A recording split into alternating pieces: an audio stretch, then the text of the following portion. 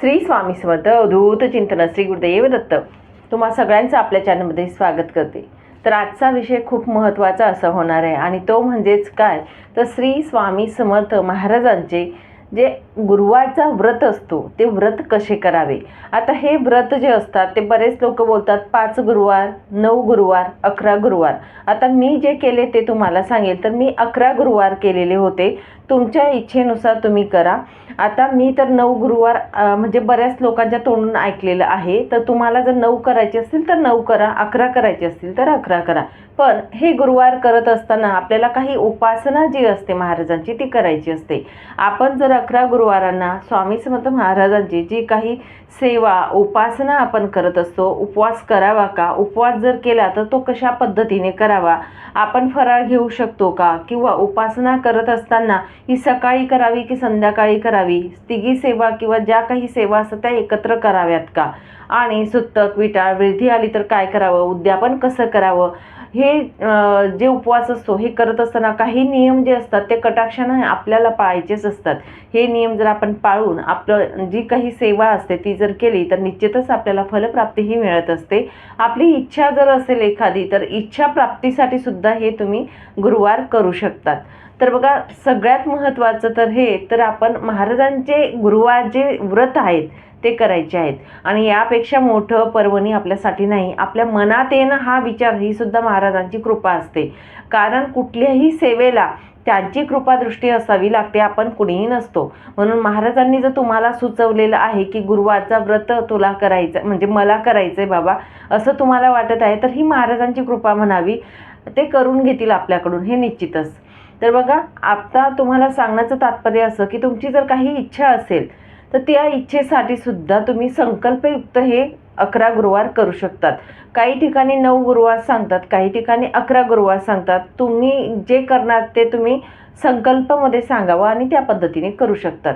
आता तुमची इच्छा असेल तर इच्छा प्राप्तीसाठी संकल्प नक्कीच करावा. संकल्प हा पहिल्या दिवशी म्हणजेच पहिल्या गुरुवारी करावा. आता हा संकल्प करत असताना तुम्हाला शक्य झालं तर सर्वप्रथम सांगेल, महाराजांचं मठ किंवा दत्त महाराजांचं मंदिर असेल, महाराजांचं मंदिर असेल कुठेही बघा तुमच्या घराजवळ, तिथे तुम्हाला जायचं आहे. महाराजांना अगोदर तुम्हाला सांगायचं की महाराज मला अशा अशा इच्छेसाठी, किंवा तुम्हाला जर सेवा म्हणून करायची असेल तर ती सेवा तुमच्या चरणी अर्पण करायची आहे आणि मला हे गुरुवारचे व्रत करायचे आहे, तर हे व्रत माझ्याकडनं करून घ्या.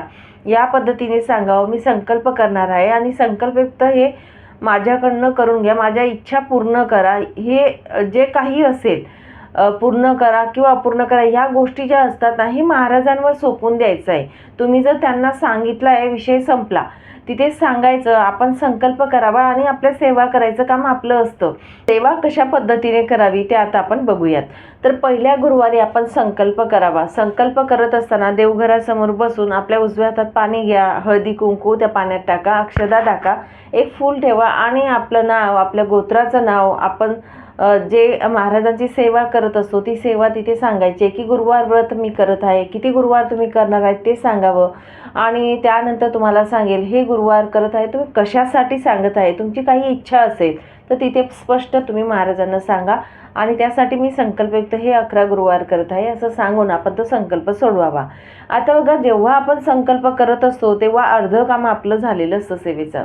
संकल्प करून घेणं आणि इच्छेचं आपल्या मनात येणं म्हणजे इच्छानुसार म्हणजे आपल्या मनात भावना येणं गुरुवार करण्याची, हे जे आहे ना हे अर्धं काम आपलं तिथेच झालेलं असतं. संकल्प तुम्ही मनापासून केला, कोणत्या गोष्टीसाठी केला, कशा पद्धतीने कोणते तुम्ही उपासना करणार आहे ते सांगितलं म्हणजे अर्धं काम आपलं झालेलं असतं. आता गुरुवारच्या दिवशी आपण बघा जो गुरुवार व्रत करणार आहोत तर हे व्रत मी ज्या पद्धतीने केले त्या पद्धतीने तुम्हाला सांगेल. तर व्रत करत असताना गुरुवारचा उपवास तुम्ही करावा. आता मी उपवास केला तर म्हणून मी उपवास सांगितला इथे. जर तुम्हाला शक्य होत नाही की माझ्या गोळ्या आहेत ताई मला शक्य होणार नाही उपवास करायला, कारण महाराज कधीच म्हणत नाही की तुम्ही तुमच्या जीवाला किंवा तुमचा आत्मा जो आहे त्याला त्रास द्या आणि मग माझे व्रत वैकल्य करा, त्यांना आवडत नाही. शेवटी तुमचा मनातील जी प्रसन्नता ती खूप महत्त्वाची आहे सेवा करण्यासाठी. तुम्ही भुकेले आहात, उपाशी आहेत, तुमच्याकडनं राहिलं जात नाही आणि तसेच तुम्ही करत आहेत याला अर्थ नाही. तुम्हाला जर उपवासी राहिलं जात नाही तर तुम्ही खाऊन म्हणजे साबुदाणा खिचडी वगैरे खाऊन उपवास करा. नाही शक्य होत की तब्येत बरीच नाही आणि गोळ्या मला घ्याव्या लागतात, शुगर आहे बऱ्याच लोकांना, असे जर असतील प्रॉब्लेम तर तुम्ही सात्विक भोजन करून सुद्धा करू शकता. शेवट म्हणजे नाहीच होत तुमच्याकडून तशा पद्धतीने करा. पण सेवा, उपासना आणि विश्वास खूप महत्त्वाचा असतो या ठिकाणी. तर त्या दिवशी तुम्ही उपवास करता आला तर उपवास करावा. उपवास करत असताना सकाळी आपण फराळाचं घ्यावं, संध्याकाळी उपवास नैवेद्य वगैरे दाखवून महाराजांना आपण सोडू शकतो. अशा पद्धतीने उपवास करावा. सकाळी आपण संकल्प करून घ्यायचा जेव्हा देवपूजा करत असतो तेव्हा. आता उपासना किंवा सेवा आपल्याला महाराजांची काय करायची, आपल्या देवघरामध्ये देवी देवता असतात, त्यांची आंघोळ स्नान वगैरे झालं, शिशिरभूत सगळं झाल्यानंतर आपल्याला महाराजांची मूर्ती असेल आपल्या देवघरात तर मूर्तीचा अभिषेक आपल्याला करायचा आहे. मूर्तीचा अभिषेक करत असताना पुरुष सूक्त, स्त्री सूक्त एक एक वेळा म्हणून महाराजांच्या मूर्तीचा किंवा दत्त महाराजांची मूर्ती असेल त्यांचा अभिषेक करावा. जर तुमच्याकडे फोटो असेल, फोटो स्वच्छ असा पुसून घ्या, फोटोच्या समोर बसून या सेवा तुम्ही करा. पुरुष सूक्त, स्त्री सूक्त एक एक वेळा म्हणावं. किंवा मग तुम्हाला सांगेल जे काही पूजा करत असताना दिगंबरा दिगंबरा, श्रीपाद वल्लभ दिगंबरा किंवा श्री स्वामी समर्थ हे म्हणत म्हणत आपण पूजा करायची फोटोची. या पद्धतीने करू शकतो. स्वच्छ पुसून झाल्यानंतर महाराजांना अष्टगंध फुलांचा हार असेल, पिवळ्या फुलांचा हार अर्पण करा. दत्त महाराज असो किंवा स्वामी समर्थ महाराजांची मूर्ती, फोटो जे काय असेल तुमच्याकडे त्यांना आपण अर्पण करा. खडी साखरेचा अगदी नैवेद्य तुम्ही तिथे दाखवू शकतात. जेवणाचा नैवेद्य जो असेल तो संध्याकाळी अर्पण करा. सकाळी तुम्ही जे खाणार आहेत, उपवास जर केला तर उपवासाचे पदार्थ तुम्ही दाखवू शकतात किंवा दुसरा पदार्थ तुम्ही घरात बाकी लोकांना जेवायला बनवलेला आहे तो तुम्ही तिथे नैवेद्यामध्ये दाखवू शकतात. तसं काही नाही की तुम्ही जे खाणार आहे ते नैवेद्याला दाखवा. ठीक आहे. तर महाराजांचा अभिषेक वगैरे झालं, अष्टगंध फुलं वगैरे, धूप दीप आरती आपण करायची आहे. सकाळी संध्याकाळी दोघी वेळा महाराजांची आरती त्या दिवशी करा आणि नैवेद्यसुद्धा दोघी वेळा आपल्याला दाखवायचं आहे. हे एवढं झाल्यानंतर तुम्हाला आता जी सेवा किंवा उपासना जी बोलतो आपण ती कोणती करायची, तर स्वामी समर्थ महाराजांची जी उपासना असते ती खूप महत्त्वाची असते आणि ती म्हणजेच काय, श्री स्वामी चरित्र सारामृत हा जो ग्रंथ आहे 21 अध्यायांचा, जो आपण नित्य नियमाने पठण करत असतो. तर तो ग्रंथ जो असतो त्या ग्रंथामध्ये 21 अध्याय दिलेले आहेत. तर हे 21 अध्याय जे असतात म्हणजेच काय, एक पारायण आपल्याला त्या दिवशी करायचं आहे. पहिल्या दिवशी आपण जेव्हा पारायण करायला बसत असतो तेव्हा तुम्हाला सांगेल पूर्ण आपले 21 अध्याय पठण करणे म्हणजे एक पाठ एक पारायण त्याला म्हटलं जातं, ते करायचं आहे पहिल्या गुरुवारी. दुसऱ्या गुरुवारी पण सेम याच पद्धतीने सेवा आपल्याला करायची आहे. फक्त संकल्प पहिल्या गुरुवारी येतो, सेवा उपासना या पद्धतीनेच करायची आहे प्रत्येक गुरुवारी.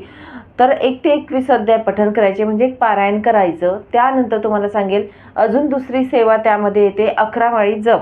11 माळी जप हा श्री स्वामी समर्थ या मंत्राचा करावा आणि तारक मंत्र जो आहे महाराजांचा, निशंक होई रे मना निर्भय होई रे मना, हा जो तारक मंत्र आहे हा 11 वेळा आपल्याला पठण करायचा आहे, म्हणायचा आहे. पठण नाही करायचं म्हणजे म्हणायचं आहे. आता तुम्हाला जर येत नसेल म्हणता किंवा पाठ नसेल तर तुम्ही गुगलवरून सर्च करा, तो मिळून जाईल तुम्हाला. आता आमचा जे नेहमीचे सेवेकरी त्यांचा पाठ असतो त्यामुळे काही प्रश्न नाही, पण तुम्ही बघून पठण करू शकता. पाठ असेल तर तुम्ही म्हणायचं आहे. तारक मंत्र म्हणत असताना एका ग्लासमध्ये पाणी घ्या आणि ते आपण तारक मंत्राचं तीर्थसुद्धा बनून जात असतं. या पद्धतीने ते तीर्थ बनवा, सगळ्यांना आपल्या घरात द्या, आपल्या घरात थोडं थोडं शिंपडायचं आहे. या पद्धतीने करू शकता. तर या 3 सेवा आपल्याला त्या दिवशी करायच्या आहेत. श्री स्वामी चरित्र सारामृत या ग्रंथाचं एक पारायण करणं, 11 माळी जप आणि तारक मंत्र 11 वेळा. आता या तिघीही सेवा एका बैठकीत करायच्या का, हा बऱ्याच लोकांचा प्रश्न असतो. तर नाही, तुम्हाला जर शक्य झालं तर तिघी सेवा एका बैठकीत करा. तुम्हाला शक्य नाही तर तुम्ही पारायण सकाळी करा आणि या दोघी सेवा संध्याकाळी करा. या तिघी सेवा वेगवेगळ्या सुद्धा, सकाळी एक दुपारी एक, बसायचा प्रॉब्लेम असेल बऱ्याच लोकांना तर संध्याकाळी एक सेवा, अशा पद्धतीने तुम्ही करू शकता. ठीक आहे. या पद्धतीने या उपासना आपल्याला गुरुवारच्या दिवशी करायच्या आहेत. शक्य झालं तर सेवेचा जी उपासना आपण करतो त्याचा वेळ एकच ठेवायचा प्रयत्न करा आणि 21 अध्याय जे असतात ते एका बैठकीत पूर्ण करायचे असतात. 1 तास लागतो अगदी पठण करण्यासाठी. ग्रंथ सेवा एका बैठकीतच केली जाते असं मी परत एकदा सांगेल, कारण मी जी करते आणि मला जे अनुभव किंवा मला संकेत येतात, मी ज्या पद्धतीने सेवा करते ते मी तुम्हाला सांगत असते. त्यामुळे अशा सेवा काही केल्याने आपल्याला फलप्राप्तीसुद्धा मिळत असते. म्हणून आपण एकाच बैठकीत करायचा प्रयत्न करा. याच पद्धतीने आपल्याला 11 गुरुवार सेवा उपासना करायची आहे. हे उपवास करत असताना जर आपली मासिक धर्म आलं किंवा सुत्त सुत्तक आलं तर काय करावं, आपण उपवास केला असेल तर उपवास करावा. नामस्मरण मनातल्या मनात तुम्ही करू शकतात, बाकी दुसरी सेवा उपासना काही करू शकत नाही. तो उपवास आपण बाहेर गावी गेलं तर उपवास करू शकतो, नामस्मरण करू शकतो. जर काही अडचण आली, एखादी उपवास आपल्याला नाही जमला करता, जो उपवास आपण देवघरासमोर संकल्प करून सुरुवात केली आहे त्याच देवघरासमोर बसून जो आपला उपवास घडत असतो तो काउंट करायचा आहे. अशा पद्धतीने तुम्हाला 11 गुरुवार करायचे आहेत. जे मधले गुरुवार तुमचे म्हणजे टळतील, तुमची सेवा घडणार नाही किंवा काही अडथळे येतील तर ते काउंटमध्ये धरायचे नाहीत, हे लक्षात ठेवा. सुत्तक असो, मासिक धर्म असो किंवा बाहेरगावी तुम्हाला जायचं असेल तर. या पद्धतीने उद्यापन कसं करावं, तर या गुरुवारांचं उद्यापन अगदी साधं आणि सोपं आहे. या गुरुवारचं उद्यापन गुरुचरित्र पारायणसारखं वगैरे काही नाही. या गुरुवाराचं उद्यापन अगदी सोपं. बघा, तुम्ही सुवासिनींना जेवायला सांगू शकतात, लहान मुलांना जेवायला सांगू शकतात, दानधर्म करू शकतात, केंद्रांमध्ये मंदिरांमध्ये दानधर्म तुम्ही करू शकतात, गोरगरिबांना तुम्ही अन्नदान करू शकतात, शिदा तुम्ही ब्राह्मणाला द्यायचा आहे, या पद्धतीने करा. दक्षिणा द्यायची आहे, या पद्धतीने तुम्ही दानधर्म तुमच्या स्व इच्छेने याचं उद्यापन करायचं आहे. त्याला काही एक बंधन नाही उद्यापनाला, हे मी तुम्हाला अवश्य सांगेन. तो गोंधळ तुम्ही करू नका, मनात शंका किंतु परंतु घ्यायचं नाही. मेन म्हणजे काय तर 11 आपण जेव्हा गुरुवार करतो त्यामध्ये तुमची म्हणजे स्व इच्छेने जी काही सेवा करत आहे ती मनापासून आणि एक पॉझिटिव्ह विचार ठेवून करायचं की माझं हे काम आहे, या कामासाठी मी करत आहे आणि हे पूर्ण होणारच आहे. महाराजांच्या चरणी ही सेवा अर्पण करत आहे. बऱ्याच वेळा बऱ्याच लोकांचं असं होत असतं की 11 गुरुवार आपण करत असतो, त्या 11 गुरुवार चालत असताना सेवेचं फलप्राप्ती आपल्याला मिळते, तर मात्र सेवाचं फळ जरी मिळालं आपण 11 पूर्ण करावेत. किंवा काही लोकांचे 11 गुरुवार केल्यानंतर सुद्धा त्यांना त्यांचा रिझल्ट मिळत नाही किंवा असं म्हणतात की मला याचं फळ भेटलं नाही. तर बघा, शेवटी आपले प्रारब्ध आहेत, त्याचे भोग आपल्याकडून आधी भोगून घेत असतात. ती सेवा कुठे महाराज वापरते ते आपल्याला माहिती नसतं. म्हणून हे लक्षात ठेवा. जर नाही आपली इच्छा पूर्ण झाली 3 महिन्यापर्यंत, बघा तुम्ही 3 महिन्याच्या आत तुमची इच्छा पूर्ण होते का, नाही झाली तर नव्याने अजून करा, पण हार मानू नका. या ठिकाणी तुम्हाला सांगेन, महाराज देतातच देतात. प्रत्येक एक एक ओळीचा, एक एक मंत्राचा ते परतफेड करत असतात. तुमच्या मनात विश्वास असणं खूप महत्त्वाचं आहे. तुम्ही निस्वार्थी भावनेने सेवा करा. जे काही होईल, जे तुमच्यासाठी चांगलं असेल ते महाराज देत असतात. जरी तुम्ही एखादी कामासाठी करत आहेत, नोकरीसाठी एखाद्या ठिकाणी ट्राय करत आहेत, ती नोकरी तुमच्यासाठी चांगली नसेल तर महाराज तुम्हाला देणार नाहीत. नव्याने तुम्ही अजून ज्या पद्धतीने मी सांगितलं तसं केलं त्यापेक्षाही चांगलं फळ तुम्हाला महाराज देतील, चांगल्या ठिकाणी नोकरी तुम्हाला लावतील, हे लक्षात ठेवा. म्हणून कधीही ही गोष्ट मनात आणू नका. या पद्धतीने तुम्ही संकल्पयुक्त 11 गुरुवारचे व्रत जे असतात स्वामी समर्थ महाराजांचे करू शकतात. महाराजांच्या चरणी आपण अर्पण करू शकतात. गुरुवार झाल्यानंतर महाराजांच्या मंदिरात जिथे तुम्ही भेटायला गेले ते महाराजांना पहिल्या गुरुवारी महाराजांना जाऊन सांगा की महाराज अशी अशी सेवा मी केलेली आहे, तुमच्या चरणी मी अर्पण करत आहे. शेवटी तुमची इच्छा जी असेल त्या इच्छेमध्येच माझंही समाधान असेल, असं आपण सांगून यायचं आहे. आणि ते आपल्या नशिबात जे असतं ते बदलवायची ताकद त्यामध्ये असते, त्यांच्यात असते, या सेवांमध्ये असते. म्हणून आपण या पद्धतीने सेवा करा, मनापासून करा, श्रद्धेने करा. कष्ट जे आहेत ते आपलं पाहिजे. कष्ट प्रामाणिक असलं तर नक्कीच आपल्याला महाराज साथ देत असतात, हे लक्षात ठेवा कधी पण. आणि कधीही आपण जर म्हटलं ना कष्ट नाही आहे, तुम्ही जर म्हटला की बसून मला पैसे पाहिजे किंवा बसून मला नोकरी पाहिजे, बिना अभ्यास करता मार्क्स पडायला पाहिजे, तर हे कधीच होणार नाही. कधी कितीही सेवा करा. 11 गुरुवार काय तुम्ही गुरुवार वर्षभर गुरुवार करा तरी तुम्हाला महाराज पावणार नाहीत.